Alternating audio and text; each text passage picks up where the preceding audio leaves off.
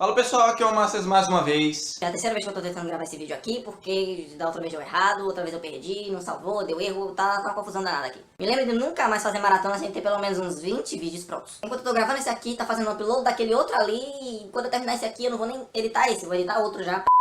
Mas enfim, vamos hoje falar sobre bacteriologia. Por sinal é a minha área favorita, né? É a que eu mais amo, então eu posso acabar falando demais e passar dos 5 minutos e vou ter dor de cabeça para editar, mas vamos nessa. A bacteriologia é obviamente a ciência que estuda as bactérias, né? Onde vivem, como se reproduzem, como contraí-las, como descontraí-las. Descontraí-las.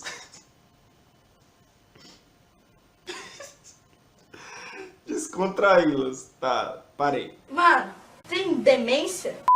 As bactérias são consideradas pela maioria dos cientistas como os seres mais antigos da Terra, podendo ser aeróbias ou anaeróbias, né? Ou seja, crescerem na presença ou na ausência de oxigênio, ou mesmo anaeróbias facultativas. As bactérias são células procariontes, ou seja, elas não possuem a membrana que reveste o seu material genético, diferente das nossas células que são eucariontes, ou seja, possuem a membrana. Quanto disso, seu material genético está exposto no citoplasma. Isso dá algumas desvantagens devido à proteção, mas dá algumas vantagens como uma facilidade para a síntese de proteínas. Além delas normalmente terem um metabolismo bem mais acelerado que o nosso. As bactérias, diferentes de nós, elas são econômicas, elas usam apenas a energia que elas vão precisar para sobreviver. Isso vai depender também do meio ambiente que elas estão. Por exemplo, se o meio ele não tem muitos recursos, então ela vai poupar energia e vai começar o seu metabolismo a ficar mais lento. Já se aquele meio tem muitos recursos, ela vai começar a se multiplicar várias e várias vezes. As bactérias se reproduzem por fissão binária, ou seja, uma vira 2, que vira 4, que vira 8 e assim por diante. Como funcionam as etapas da vida das bactérias é algo bem exemplificado na curva de crescimento bacteriano,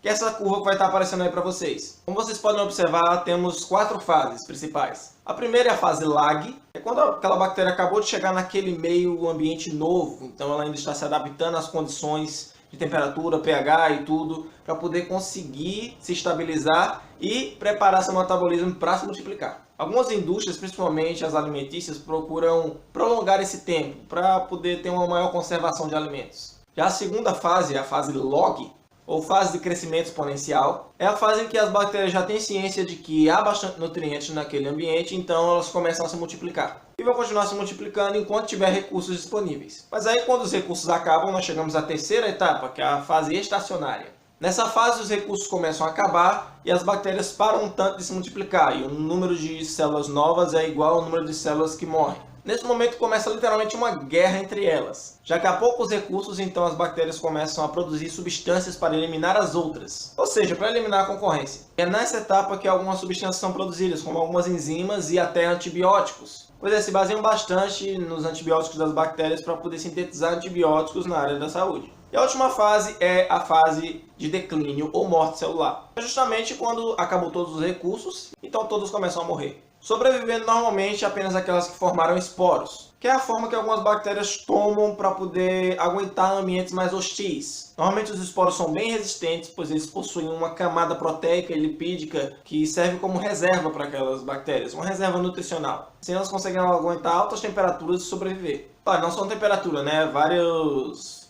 fatores, né, ambientais que poderiam destruí-las e não destroem, por causa da forma esporulada. E o biomédico foca principalmente na identificação das bactérias e no teste de antibiograma, que é o teste de antibióticos, para ver quais seriam efetivos contra aquela bactéria. Afinal, muitas são imunes a alguns antibióticos, e se você utilizar o antibiótico errado, ele apenas vai fortificar aquela bactéria, tornando ela mais difícil de ser destruída.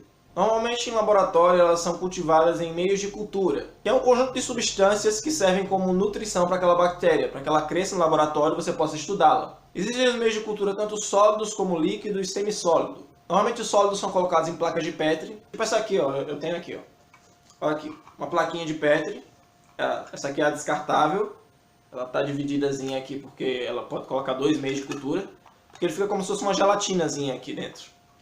Mas depois eu faço um vídeo explicando para vocês como são os meios de cultura, tá? Vai ser bem interessante. Claro, também tem os meios de cultura líquidos, normalmente ficam nos tubos de ensaio. Os semissólidos que meio que varia, mas a maioria dos que eu vi também permaneciam no tubo de ensaio. Eu só notei agora essa pontinha do cabelo que está aparecendo.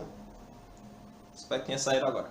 Bom, cada bactéria tem um local em que ela é mais propensa a se desenvolver. Por exemplo, a maioria das infecções alimentares são causadas por salmonela. Algumas infecções de garganta são causadas por Streptococcus pyogenes. Infecções hospitalares frequentemente são causadas por Pseudomonas aeruginosa. E sim, se você vai estudar bacteriologia, você vai ter que aprender o nome das bactérias. Não decorar, aprender. Parece difícil no começo, mas você se acostuma. Algumas bactérias são tão simples de se compreender que são até utilizadas para combater outras. Algumas bactérias são utilizadas inclusive para ter uma maior compreensão de vírus. Pois, cara, vocês já devem conhecer o bacteriófago, né? Que é aquele vírus clássico que a gente aprende no colégio, né? Aquele que parece uma aranhazinha. Muitas das reações que o vírus provocam na gente foram descobertas analisando bactérias que foram infectadas por vírus. E claro, algumas são manipuladas no laboratório para que sejam úteis a nós de alguma forma. Bom, gente, esse foi o vídeo de hoje, né? Se você gostou, deixe seu like, se inscreve no canal, continua nos acompanhando. Então, até a próxima.